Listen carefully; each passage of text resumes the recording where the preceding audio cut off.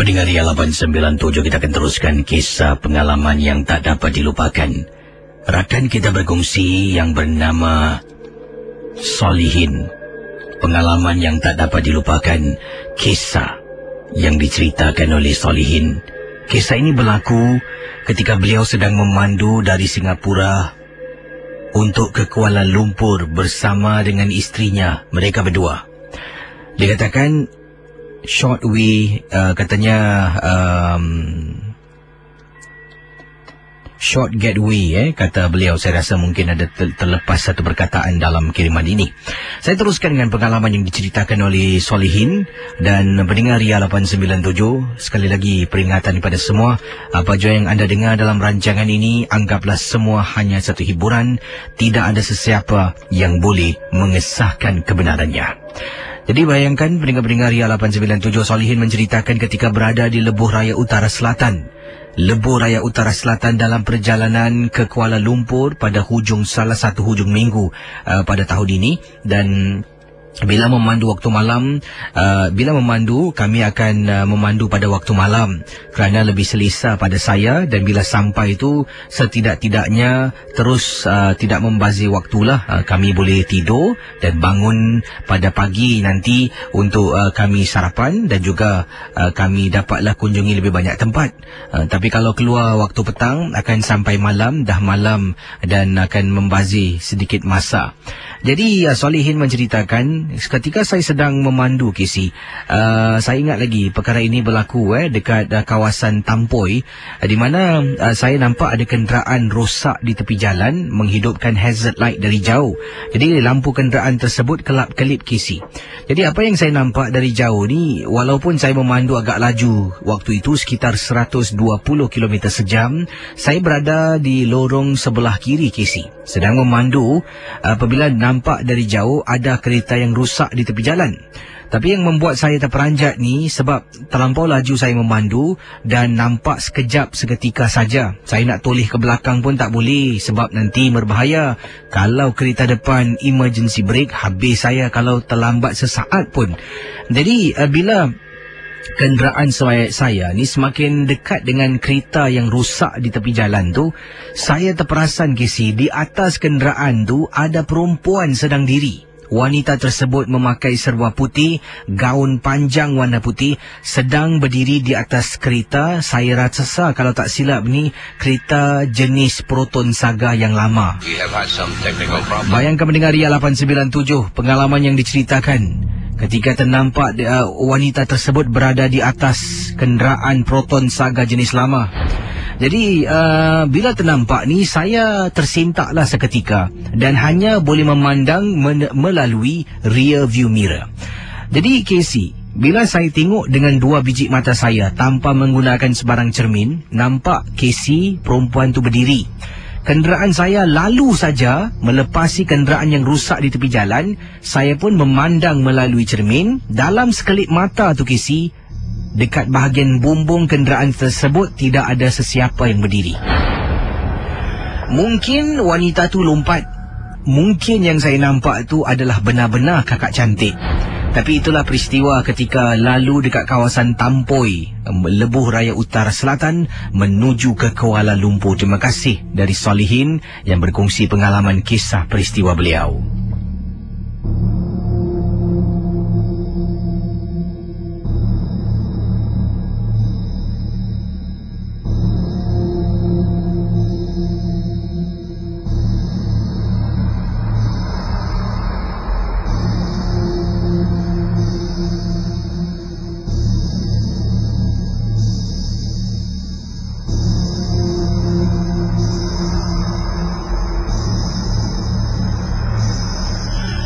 Baik, kisah selanjutnya ingin saya sempurnakan pada malam ini. Yang ini datangnya daripada Hans berkongsi pengalaman ini.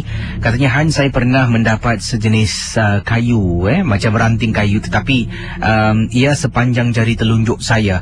Kayu ini sebenarnya diberikan oleh seorang pakcik di tempat saya bertugas. Tapi sekarang ini kayu itu tidak lagi Kata beliau, saya miliki, entah hilang ke mana saya tak pasti. Yang saya yakin saya simpan di satu tempat, tetapi kayu tersebut boleh hilang. Sebenarnya saya memberitahu Pak Cik di tempat tugas saya ni lah, dan Pak Cik ni pun dah nak dekat pencen sebenarnya.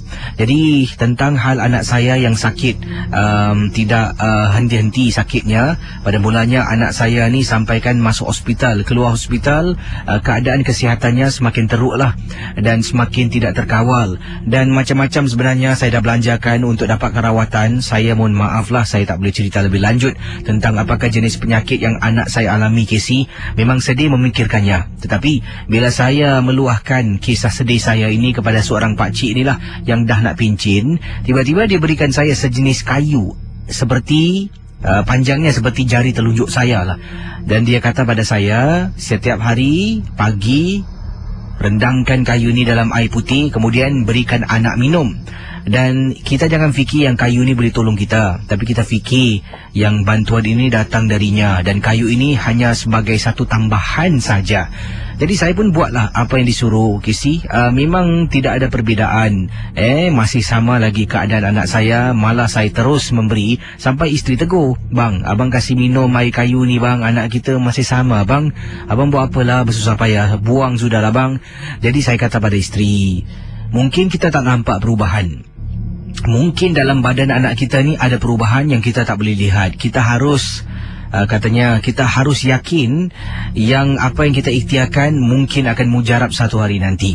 Casey, hanya selepas 2 bulan lebih, Casey, saya dapat lihat keadaan anak saya. Selalunya dia tak lalu makan. Kemudian tiba-tiba dia beritahu saya, "Baba lapar." Saya belikan makanan kegemarannya, merupakan satu burger. Saya bawa pulang, dia makan habis, campur french fries dan sebagainya. Dari situlah saya dapat perubahan. Saya telefon isteri saya beritahu isteri yang Amirul dah mula nak makan. Jadi isteri tanya makan apa, saya beritahu semua dia habiskan. Isteri terperanjat dan menangis. Casey, sebelum ni dia tak makan, tak lalu makan, makan akan muntah. Jadi kemudian timbul rasa yakin terhadap kayu yang diberikan oleh pakcik itu. Saya berikan hari demi hari, Casey. Anak saya kembali beransur pulih, dan sekarang ini keadaan anak saya hampir 100%. Malah masih ada lagi katanya lah sedikit sedikit yang masih boleh diperbaiki katanya. Tetapi alhamdulillah dengan keadaan dia dah boleh bercakap, dia dah boleh bermain, dan walaupun tidak begitu baik keadaannya sekarang, tapi lebih baik dari sebelumnya. Dan kayu tu saya simpan dalam almari solik laci isteri saya.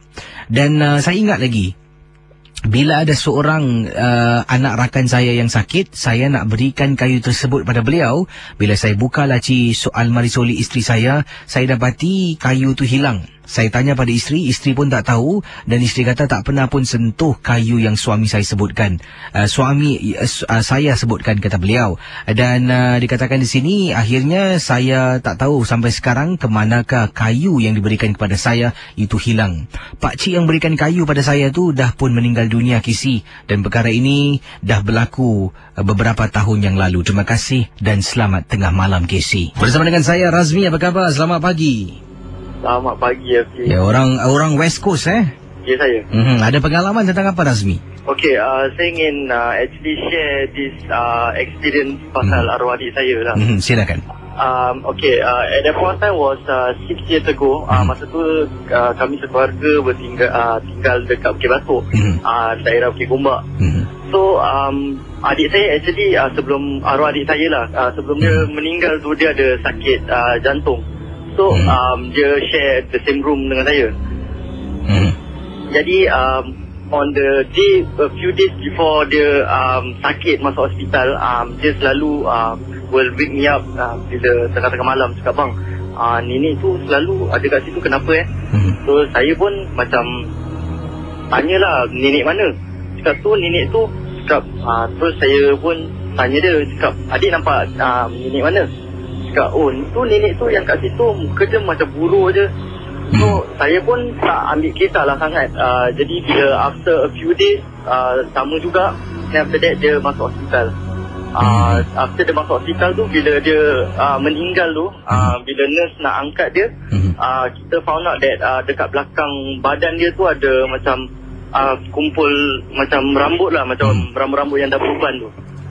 Jadi adik anda tu boleh saya tanya arwahnya Atika itu usianya berapa tu? 7 tahun. At that point of time 7 tahun. Oh, okey. Jadi dia yang ternampak lah, yang dikatakan awal tadi anda katakan cerita tentang ternampak sesuatu. Dan yang anda kata tu nampak rambut. Ya saya. Kirakan dia, kita ternampak rambut beruban lah kirakan. Oh, okey. Ya saya. Jadi kemudian apakah tindakan selanjutnya setelah kejadian yang menyeramkan yang mungkin yang menakutkan tu berlaku tu, apakah tindakan anda? Okey, selepas tu saya pula cakap dengan bapa saya lah yang a few days before dia meninggal tu, saya cakap dengan bapa that dia jumpa benda-benda gini lah. Dan bapa saya pun tak percaya. Jadi at one point of time sebelum saya berpindah pergi West Coast, bapa saya encounter the same thing lah. Bila dia balik kerja, dia ternampak ada orang di rumah sedang tengok. Jadi bapa saya fikirkan tu ibu saya lah. Jadi bila balik di rumah tu, dia tanya ibu saya, awak tadi tengok saya di bawah ke? Terus ibu saya cakap, tak lah bang, saya tengah tidur. So that's bapak saya pun terperanjat lah. Then dia panggil pakar. So bila pakar tu datang, dia cakap that after dah buat semua, then pakar tu cakap that rumah kita tu ada satu nenek ni lah yang duduk kat dalam rumah tu. Jadi bapak saya pun actually rasa takut. So at the end, the solution was bapak saya menjual rumah Kek Gombak tu, and then kita berpindah ke West. Yes, terima kasih kepada anda ya. Selamat. Ini sedang apa, bertugas ke? Ya saya. Selamat bertugas lah. Terima kasih. Dengar kira dia mungkin sedang bertugas memandu ke forklift, memandu lori, tak pastilah Tapi selamat bertugas pada abang kita awal tadi. Dan sini saudara, pendengar Ria 897, ada seorang yang bertanya soalan berikut ini. Daripada rakan kita dikatakan mana ni? Ini dia. Rakan kita berkongsi pengalaman. Beliau menceritakanlah. Katanya, Casey, nenek saya beberapa hari sebelum meninggal dunia, saya ada datanglah untuk menziarahi beliau yang sedang sakit ni. Bila saya datang, duduk di tepi katil, dia sedang baring. Tiba-tiba dia bersuara dan dia bercakap tau, Casey, dengan seseorang. Dia kata antaranya tunggu katanya Rosli tunggu nanti mak datang dan kemudian Arman tunggu nanti mak datang. Dan kata rakan kita ni lah, arwah neneknya ketika sebelum meninggal dunia menyebut-nyebut nama-nama yang disebut tunggu nanti mak datang ni adalah nama-nama ahli keluarga saudara mara yang telah pun meninggal dunia, Casey. Dan bila dia bercakap ni, dia terus tengok saya, dia kata, nampak tu, Rosli ni adalah sepupu saya meninggal dunia kerana kemalangan motosikal. Dan dia tunjuk dia dengan Rosli, arwahnya ni memang rapat, Casey. Rosli setiap hari walaupun bertugas akan balik ke rumah nenek saya, dan akan dia menziarahi nenek saya, dia akan bawa makan dan mungkin malang tidak berbau, Casey. Katanya Rosli kemalangan motosikal dan mati di tempat kejadian. Dan bila saya datang tu, dicakaplah, Rosli tunggu nanti nenek datang. Dan diceritakan dia terus, nenek saya waktu itu memandang ke arah saya, dia tunjuk tu, Rosli dah datang, dah panggil aku lah. Dan Casey, saya nak tanyalah kepada rakan-rakan semua, sebab 2-3 hari selepas itu nenek saya meninggal dunia. Adakah benar bila seseorang itu dah hampir-hampir sampai ajalnya, dikatakan dia boleh nampak orang-orang ahli keluarga yang telah pun pergi memanggil-manggil beliau? Casey boleh tanyakan pada pakar-pakar MG12 seperti Cik Said Alatas, ataupun kalau boleh dapatkan kenyataan daripada Ubek Mardi, ataupun kata beliau ini daripada Habib Muhammad dan sebagainya. Boleh tak saya tanyakan pendapat pandangan mereka? Adakah benar kalau seseorang itu dah hampir-hampir nak meninggal dunia, dia boleh nampak mereka yang telah pun meninggal dunia terdahulu? Bagaimana? Itu pertanyaan daripada rakan kita. Mungkin ada penjelasan jadi arwah nenek sebelum meninggal nampak seolah-olah lah dia tak nampak tapi arwah neneknya seolah-olah berbual dengan pak cik yang telah pergi, sepupunya yang telah pun meninggal dunia. Katanya nanti aku datang. Kisah selanjutnya ingin saya bacakan kiriman email yang saya terima daripada pendengar kita yang bernama Hisham Mudin yang berkongsi pengalaman kisah misteri yang dialami oleh beliau. Apa khabar KC, juga pendengar Radio Ria 897. Nama saya Hisham Mudin. Saya adalah seorang pendengar setia MJ12 berasal dari Brunei Darussalam. Pengalaman saya yang saya nak ceritakan berlaku di rumah saya, dalam rumah saya. Sebenarnya isteri saya pada minggu tersebut dan juga anak-anak saya telah pun bercuti ke Malaysia. Jadi saya ni tidak dapat ikut kerana saya ada banyak kerja yang harus saya habiskan. Jadi saya benarkan isteri saya pergi bercuti dengan 2 orang anak lah. Jadi isteri bukan pergi seorang diri, malah bersama dengan kakak saya dan juga ipar 2 yang lain. Mereka beramai-ramai. Saya saat terakhir ada banyak tugasan yang harus saya habiskan. Terpaksa lah gigit jari duduk rumah kisi dan tinggal di Brunei.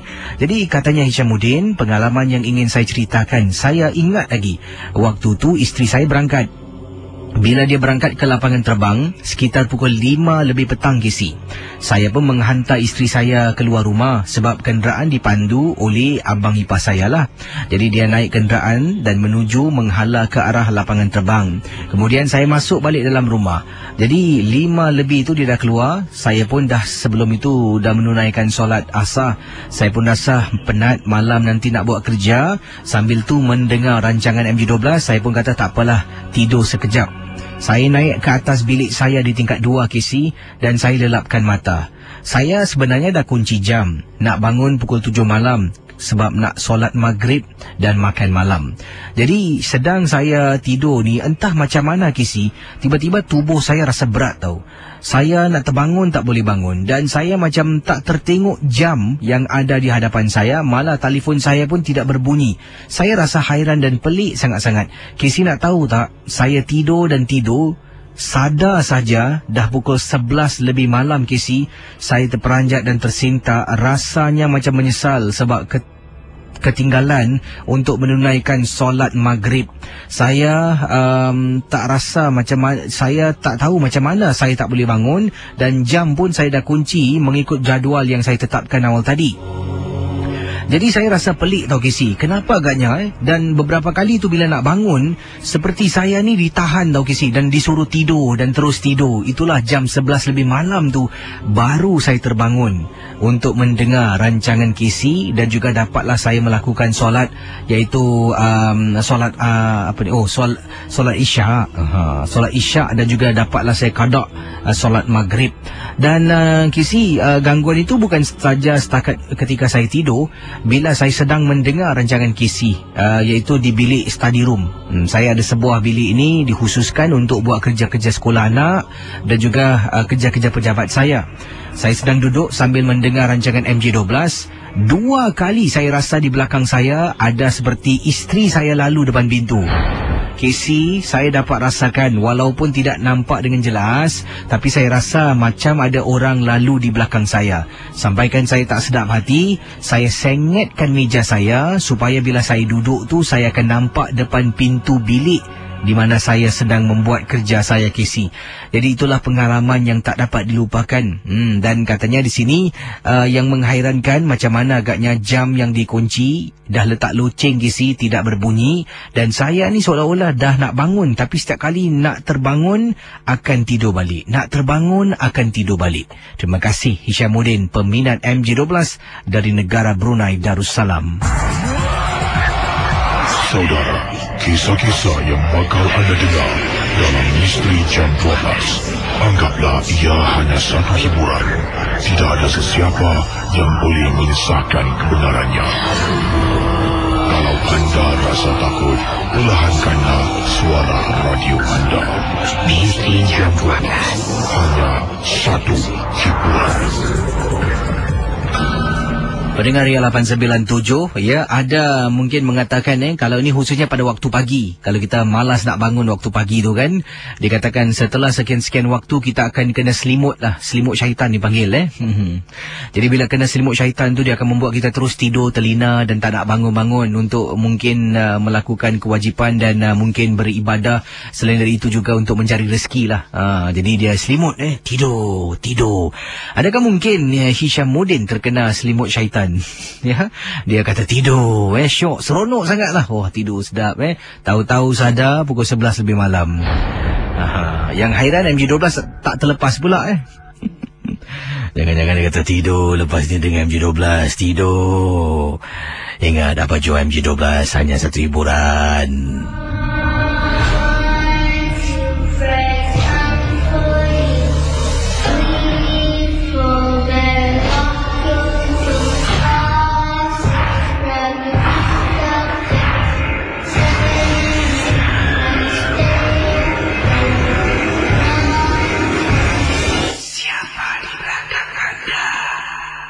Kita teruskan dengan pengalaman pendengar kita. Apa khabar orang seberang tambak?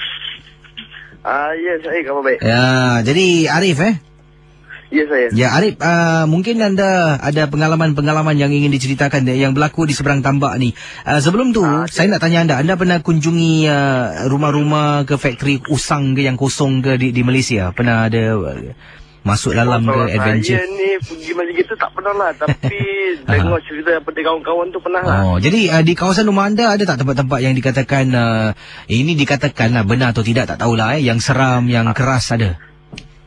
Kalau pengetahuan saya daripada orang yang tua lah dekat duduk kat kampung ni kan, kawasan rumah saya ni Kampung Bunian. Kampung Bunian Jadi apakah antara cerita-cerita yang dikaitkan Kampung Bunian dengan kawasan rumah anda ni macam mana? Pernah orang hilang ke, tak balik-balik ke? Apakah tanda-tanda cerita yang mungkin anda pernah dengar macam mana? Kalau orang hilang tak pernah, tapi kalau dengar orang menyapu dekat laman tengah malam, basuh dekat parit belakang rumah. Dengar bunyi air berkocak macam orang sedang basuh pakaian. Memang bunyi orang basuh pakaian. Macam orang dulu kan basuh baju kat sungai kan. Kucuk-kucuk macam itulah. Kalau sapu laman ni biasanya hampir menjelang bulan puasa. Nanti akan dengar lah seperti orang sedang menyapu memang dengar orang menyapu. Tapi bila digendap tak nampak. Jadi pengalaman yang Arif nak ceritakan malam ini tentang apa ni Arif? Silakan. Tentang kawan saya, Sulaiman. Dia masa dia dekat rumah dia, dia tengah tengok wrestling kan. Dia ni duduk sambil pegang telefon bimbit dia yang ada kamera. Dia nak ambil lah gambar pemain wrestling tu. Kali bila dia dah ambil, dia tengok, kenapa nak dapat separuh je televisyen tu kan. Dia dapat gambar tu, dia cakap gambar tu macam monyet. Mukanya merah, nampak je jari-jari ni pun berbulu macam monyet. Itu yang dia cakap. Padahal dia ambil gambar wrestling, dia kata di separuh TV tu memang tak nampak. Terlindung oleh benda tu lah. Dia duduk seorang je kat rumah. Dia cakap bila cuba sengaja nak dibuat lagi, tak ada pula. Jadi hanya sekali sajalah yang sekali tu bukan disengajakan lah. Kebetulan yang pertama, yang kedua ni disengajakan tapi tidak ada apa-apa. Jadi terima kasih pada anda Arif Terima kasih. Sama-sama. Baik, pendengar Ria 897. Yang ini kiriman daripada pendengar kita yang bertugas di salah sebuah makmal di Singapura. Kata beliau namanya Yati Assalamualaikum Kisi, apa khabar? Khabar baik. Nama saya Haryati Isnin. Ataupun Kisi boleh panggil nama singkat Yati sudahlah. Katanya hari Isnin, saya ni bertugas di salah sebuah makmal di Singapura sebagai seorang lab researcher. Dan kadang-kala kita perlu berada dalam lab ni lebih lama daripada waktu tugasan kami yang sebenar. Bila-bila kalau perlu melakukan sesuatu penyelidikan dengan lebih terperinci lagi. Jadi lazimnya kami bekerja rapat dengan pihak doktor ataupun pihak saintis yang memerlukan kami menjalankan beberapa test. Saya ingat lagi Casey, waktu itu ada saya sedang melakukan satu kajian. Kata beliau, saya mohon maaf saya tak boleh kongsi sebab kajian ini istilahnya top secret. Dan kata beliau, saya seorang saja yang masih belum pulang lagi sebab saya ingin ketahui keputusannya secepat mungkin nak diserahkan kepada seorang profesor. Jadi berada dalam makmal ni seorang diri. Makmal ni besar. Dan makmal ini juga lampunya bukan sekadar satu. Lampunya ada banyak kisi. Jadi ada banyak suis lah. Mungkin seperti contoh kata Yati suis nombor 1 akan hidupkan lampu bahagian depan. Suis nombor 2 lampu mungkin yang di tengah. Yang nombor 3 adalah lampu yang terakhir. Macam itulah. Jadi saya berada paling dalam sekali makmal tersebut. Saya matikan lampu depan, lampu tengah, hanya lampu bahagian belakang sedirit tu yang saya gunakan nak jimat elektrik kisi. Jadi sedang saya buat penyelidikan saya ni, tiba-tiba saya dengar tau kisi, macam orang buka pintu dan tutup pintu. Jadi saya ingatkan mungkin rakan saya lah, rakan setugas yang datang nak beri bantuan. Saya pun buat bodoh kisi, saya terus buat. Kemudian saya tengok selepas lebih kurang 10 minit saya tak nampak orang pun. Saya rasa muskil tau. Saya tengok kiri, tengok kanan dan tiba-tiba terdengar kisi. Dekat tepi tu, dalam makmal tu ada satu tengkorak contoh, spesimen dikatakan yang diletakkan dalam makmal tersebut. Casey, tengkorak tu boleh bergerak Casey, kepalanya toleh dan memandang ke arah saya. Meremang bulu rumah saya yang sedang berdiri bahagian belakang makmal tu dah rasa takut. Dan kalau nak keluar, pintu ada 2. Satu pintu depan, satu lagi pintu belakang. Pintu belakang ni dah dikunci. Kalau saya tolak dan saya buka, akan hidupkan alarm Casey. Jadi saya terpaksa kuatkan semangat. Saya jalan dan terus lari Casey, keluar daripada makmal tersebut, tutup lampu dan kunci pintu makmal. Saya yakin dan benar 10 minit sebelum itu, seperti saya katakan awal tadi, kedengaran seperti pintu makmal dibuka dan ada orang masuk ke dalam lah saya rasa. Dan 10 minit kemudian saya macam muskil, tadi orang masuk tak nampak orang pun, kenapa lampu dia tak buka? Apabila saya perhatikan tengkorak di bahagian tengah makmal tu, kepalanya boleh pusing dan seolah-olah sedang memerhatikan saya Casey. Kiriman daripada siapa ni? Oh, ini dia. Dari rakan kita yang bernama Haji Hashim. Haji Hashim berkongsi Casey. Awal tadi ada pendengar yang tanya tentang orang yang mati ni boleh nampak yang meninggal dunia akan datang. Saya masih belum lagi dapat hadis yang mengatakan sedemikian. Tapi yang saya tahu tu, yang pergi takkan kembali, yang mati takkan datang balik untuk berjumpa dengan yang si mati. Mungkin agaknya bila seseorang itu dah nak meninggal dunia, adalah ternampak korin yang si arwah yang masih lagi belum mati. Untuk pengetahuan Casey dan juga pendengar Ria, kata Haji Hashim, setiap manusia ada satu korin atau 2 korin. Korin ini akan meninggal dunia lebih lambat daripada kita. Ada yang tuannya meninggal hari ini, mungkin ada yang esok korinnya baru meninggal.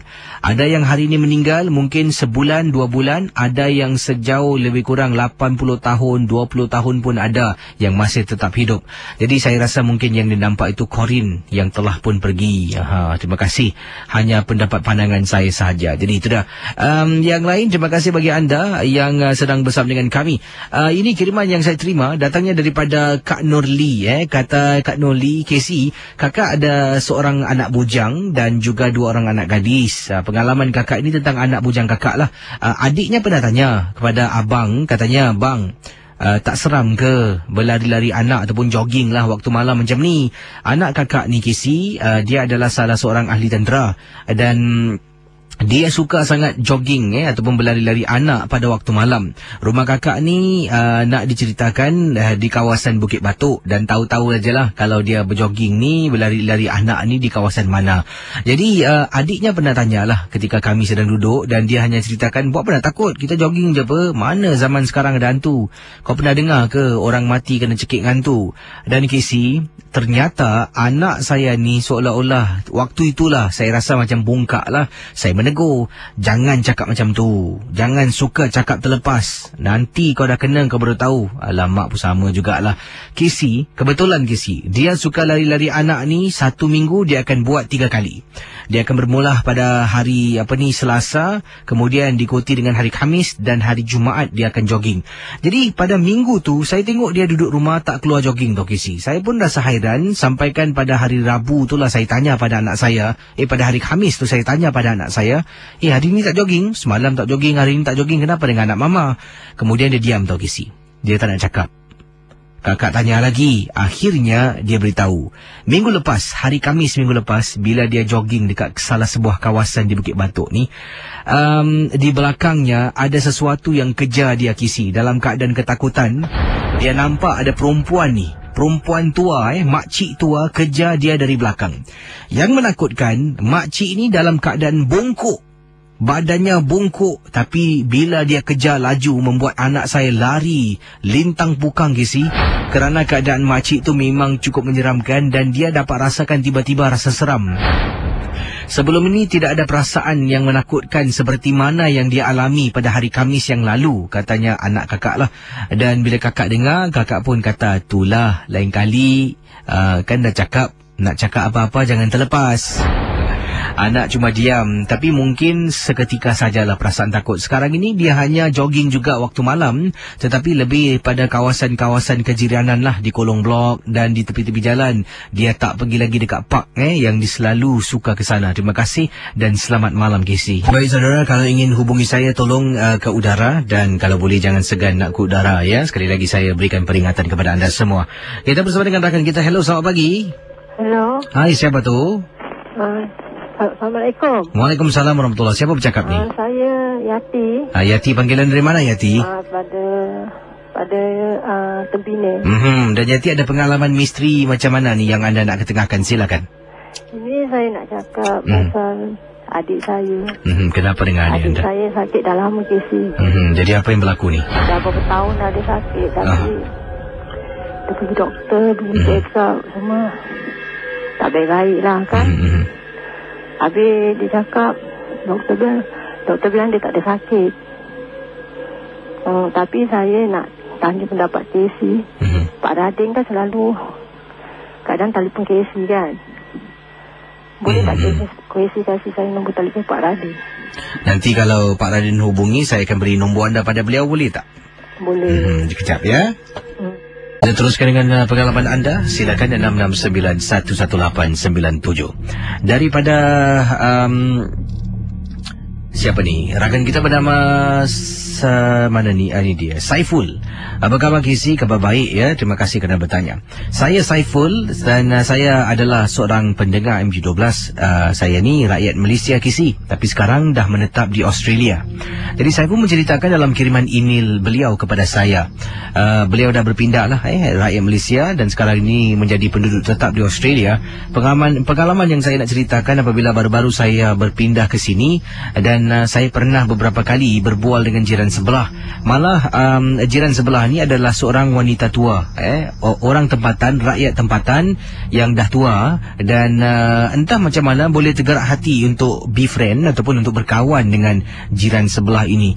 Malah beberapa kali saya akan datang ke rumahnya, duduk di halaman rumah, dan saya akan berbual lah. Dia akan ceritakan tentang anak-anaknya, dia akan cerita tentang hidupnya di sini, dia akan tanya saya mana isteri, mana anak-anak, dan saya beritahulah saya berasal dari Malaysia, isteri dengan anak-anak ada di sana lah, dan akan saya bawa mereka ke Australia setelah saya dah settle down semua. Jadi semua urusan saya dah Saya selesaikan, baru saya akan bawa anak-anak dengan isteri saya tinggal bersama dengan saya di sinilah. Jadi kerap kalilah saya akan berjumpa dengan beliau, akan duduk berbual dengan beliau. Sampaikan Casey, pada satu hari ini saya berada di salah sebuah hypermarket dekat Australia tau. Sedang tolak bakul troli saya ni lah nak beli makanan kan, sebab nak masak sendiri. Jadi kata beliau, sedang saya tolak ni ada seorang lagi yang tinggal dekat kawasan rumah saya. Dia datang menghampiri saya dan dia bertanyalah, adakah saya ni yang tinggal dekat unit nombor ... lah. Dan saya beritahu yes. Dan saya tanya boleh saya bantu. Dia pun memperkenalkan dirinya, dan dia kata namanya Dave, dan dia adalah jiran saya tapi berada di unit sebelah ujung lah. Jadi saya pun salam kenal Dave, aku di sini baru sampai, lebih kurang nak dekat 2 minggu lebih lah. Dan Dave pun mula berbual-bual dengan saya. Kami pun jadi kawan lah Casey. Jadi bila di luar tu dia kata minta maaf, kata beliau lah minta maaf kalau aku nak cakap sesuatu, kalau boleh kau jangan tersinggung lah. Jadi saya tanya apa? Engkau sering kali aku nampak masuk rumah sebelah. Apa engkau buat dekat rumah sebelah tu? Oh, rumah sebelah N. Nama Mak Sali yang tua ni lah saya cakap pergi rumah N. Jadi dia terpandang saya, dia tengok terperanjat tu Casey. Macam mana saya boleh kenal rumah orang sebelah namanya N? Sedangkan N, kata beliau, dah tak ada lagi. Casey, tidak ada orang beritahu tahu Casey nama yang orang sebelah ni siapa. Jadi dia tanya, macam mana saya tahu nama wanita ni N? Saya berbual dengan dia lah. Saya berbual dengan dia hampir setiap hari. Saya akan duduk dan berborak dengan dia sampai ke petang. Saya balik rumah. Jadi dia tanya, bila kali terakhir kau berbual dengan dia? Dia tanya saya tahu Casey. Saya kata, semalam. Dia tersintak. Saya dapat lihat Casey, wajahnya tu seolah-olah terkejut bila saya beritahu saya baru semalam berbual dengan N. Kemudian dia kata pada saya, macam mana aku nak cakap dengan kau Tak apa, malam ni kau jangan jumpa N boleh tak? Kau datang rumah aku. Rumah aku unit nombor ... Kau datang, nanti kita berbual. Dan Casey, saya pun pergi ke rumah rakan baru ni lah, jiran yang saya baru kenal ni. Malam tu saya datang rumah beliau dan kita duduk berbual. Kemudian dia keluarkan surat khabar Casey. Dia tunjukkan pada saya surat khabar ini. Surat khabar yang dia simpan lamanya lebih kurang 3 tahun yang lalu Casey. 3 tahun yang lalu dia tunjuk. Saya tengok ni apa ni? Ini rumah yang sebelah engkau. Rumah sebelah? Rumah N? Casey, bila saya baca, rumah N terbakar teruk di jilat api. Jadi sekarang rumah tu dah diperbarui, dah diperbaikilah, menjalani proses ubah elok, dah cantik dah, dah dicat dan sebagainya. Tapi masih belum ada orang nak beli rumah tersebut. Setiap kali yang datang, pasti akan ada benda yang tak baik, seolah-olah tidak membenarkan bakal pembeli memiliki rumah tersebut. Saya sampai jadi takut Casey. Dia tunjukkan rumah tu, saya kata tak mungkin lah, mungkin orang baru tak ni. Tidak, kau baca betul-betul, memang benar Casey. Bila nak balik tu Casey, saya dapat rasakan macam seram sangat-sangat tau bila lalu depan rumah N.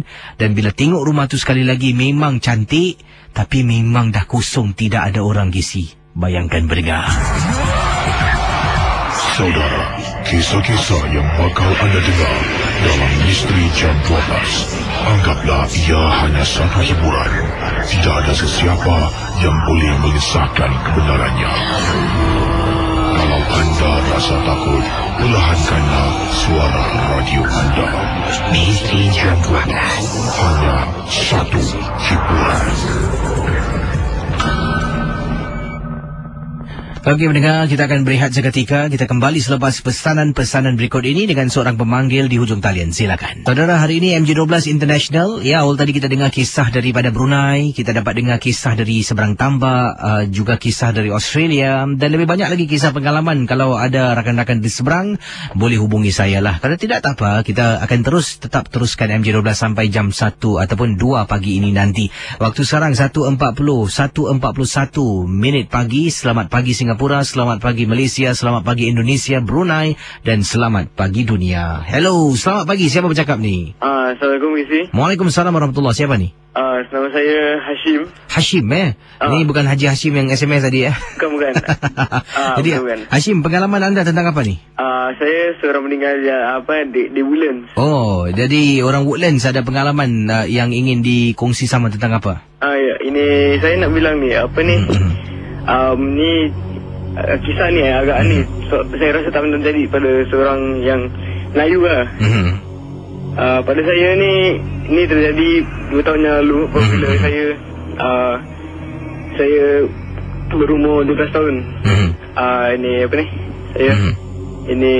Saya sedang baru lewat adik saya lah, dia masuk hospital. Di hospital duduk ni. Kalau siapa yang tahu S2 kan, di hospital tu satu taman. Hello? Ya, silakan teruskan. Ada satu taman ni yang agak besar lah. Dan ada satu pond ni. Terus kan, saya time tu macam nakal sikit. Saya waktu maghrib tu saya main kejar-kejar dengan adik saya. Lepas tu dia macam saya dah ada ke depan dia, saya rasa sesuatu yang menangkap perhatian saya lah. Dia macam kisah tu tak, pokok bambu. Pokok bambu tu ikat dengan tali merah. Oh. Tali merah tu ada orang ikat lah. Satu saya rasa macam ini biar betul ni. Terus saya dah rasa macam dah meremang lah berumah tu. Terus saya dah pergi ke park, tak jauh sangat lah, dah masuk kereta tu. Kereta saya belum on engine pun dah rasa macam dah on aircon dah. Agak sejuk, memang betul-betul sejuk. Terus macam saya balik. Lepas tu malamnya dah start dia gangguan dia. Malam pertama saya tidur di dalam bilik ibu bapa saya sebab adik saya masuk hospital, so saya takut lah. So saya tidur dalam bilik yang sama dengan adik saya. Jadi apa yang terjadi, saya tak pasti sebab dalam tidur saya mimpi bahawa saya telah bangun dan terjaga pada macam agak-agak dalam 12:30 malam itulah. Terus saya rasa macam bapak saya, rumah saya terbakar. Terus kan rumah terbakar ni, bapak saya tu macam campak semua barang-barang keluar dari rumah. Dan dia cakap, keluar rumah. Tak selamat tinggal kat sini. Keluar rumah. Apabila bapak saya cakap dah habis terbakar tu, terus saya terbangun dari tidur. Terus saya esok harinya saya bilang bapak saya tentang kisah tu. Terus bapak saya bapak saya pergi jumpa pakcik saya, seorang pakar. Dan pakcik saya ni dia telah memberikan bapak saya botol air lah, mungkin dah dijampikan. Terus apabila bapak saya balik, terus bapak saya bilang saya bahawa saya telah dikacau oleh hantu pocong Cina. Yang kecil tu tak, yang mangsa tampal macam kertas kat kepala tu. Yang lompat-lompat tu lah Saya rasa macam terus bapak saya pun cakap, hantu ni yang benda yang diikat dengan tali merah tu, itu untuk orang minta tutup 4D. Hantu nombor ekor. Hello. Teruskan. Hantu nombor ekor ni terus dia macam pelik lah, macam tak pernah berjadi lah kan. Terus saya macam saya telah dinasihati oleh pakcik saya supaya sebelum saya tidur saya harus pakai baju saya terbalik dan air itu harus disapu seluruh badan saya dan selawat ke atas Nabi ini dan minumlah. Terus apabila sehari kemudian tu masih tetap tak berubah apa pun. Saya macam masih tetap diganggu lah. Satu kali ni saya telah bangun pagi, terus semua orang macam kakak saya time tu tengah tonton TV. Terus tiba-tiba atuk saya call kakak saya. Atuk saya call kakak saya, dia cakap dia tengah apa. Tiba-tiba kakak saya tengok saya semacam. Tiba-tiba saya kenapa? Terus kakak saya, suara dia tiba-tiba dalam tu Casey, macam suara lelaki. Kenapa? Terus saya lari ke dalam bilik saya macam. Terus saya mula menangis. Yang paling seram tu, dia boleh masuk dalam bilik saya. Terus dia suara ni tak berubah, macam menakutkan lah.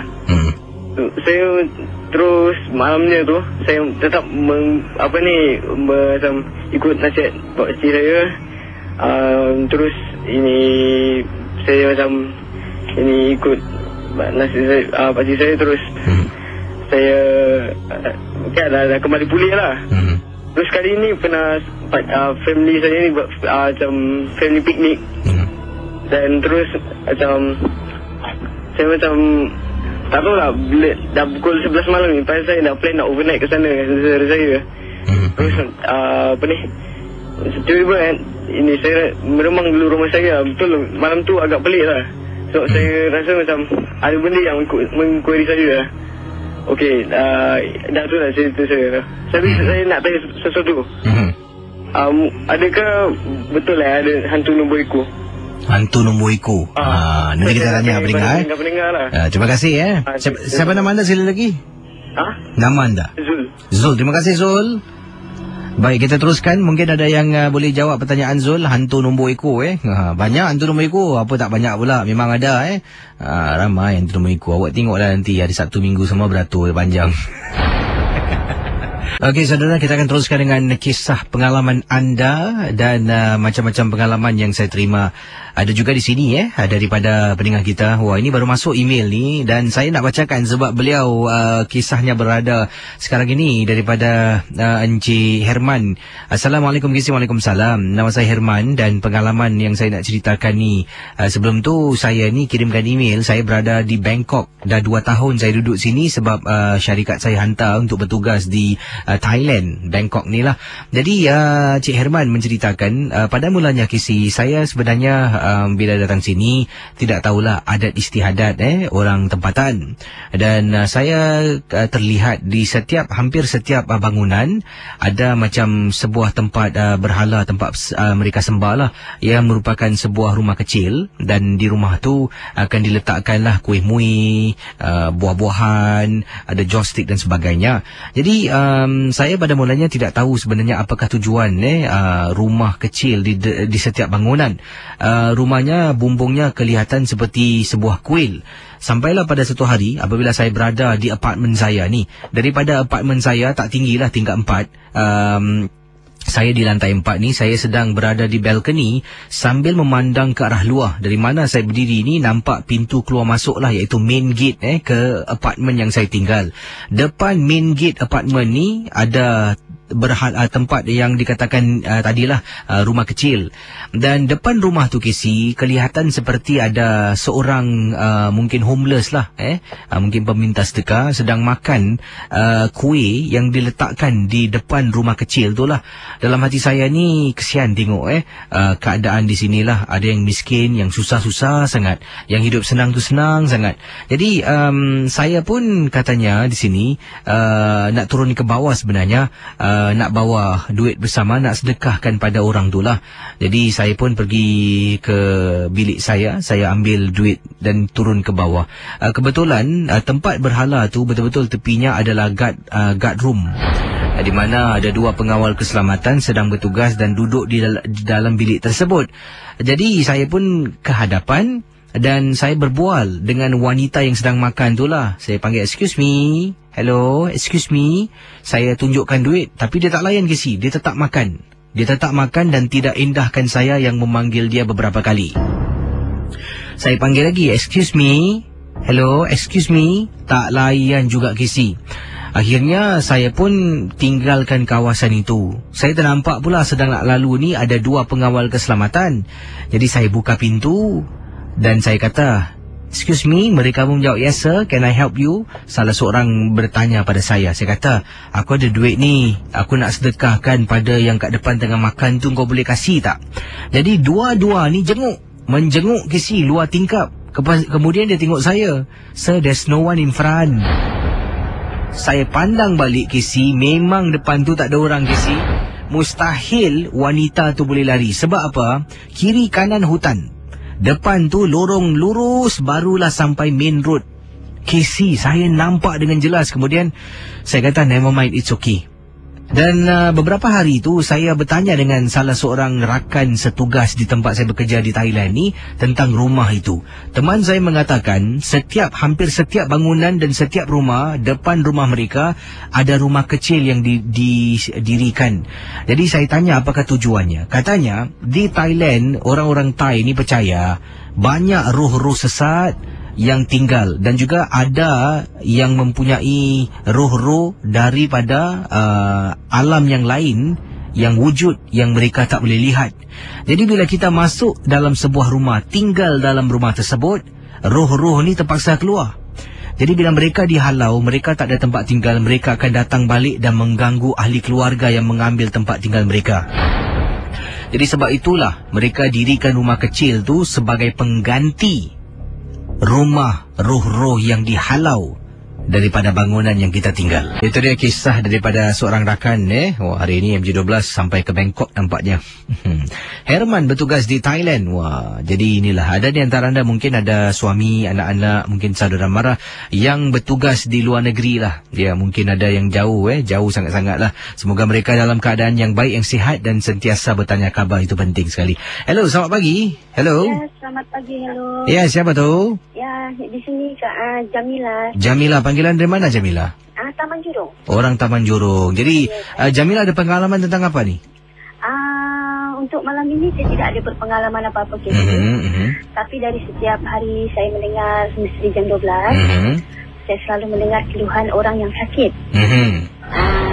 Bukan untuk saya untuk mempromosikan, tapi sekiranya kalau Casey ingin membantu, ucap nyata, mudah-mudahan apa yang keluhan orang yang tadi yang kakak tu mengatakan adiknya sakit, saya nak kasihlah untuk dia menolonglah. Saya harap dia mau menelefon yang bernama Betty lah. Mudah-mudahan adiknya yang sakit itu akan sembuh lah ya. Saya nak macam Casey kasih tahulah nombor telefon yang bernama Betty ni lah. Sebentar ya. Iya, sebentar.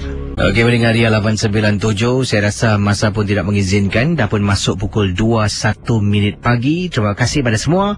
Selamat pagi pada pendengar Ria 897. Dan bagaimana? Nak cerita lagi ke? Satu lagi pemanggil ke? Atau tutup tirai sudah? Saya beri anda 4 saat untuk buat undian sekarang. Kisi, satu lagi call Kisi. Last. Okey, kalau last call saya akan jawab. Kalau tidak, saya akan tutup tirai. 4 saat. 3 saat, 2 saat, 1 saat, dan keputusannya bagaimana agaknya. Okey, ini di Facebook kiriman SMS ada yang nampak masuk ni, kata tutup sudah Kisi, saya nak dengar rock hits. Suka dengar rock hits Okeylah, saya rasa ada yang kata one more.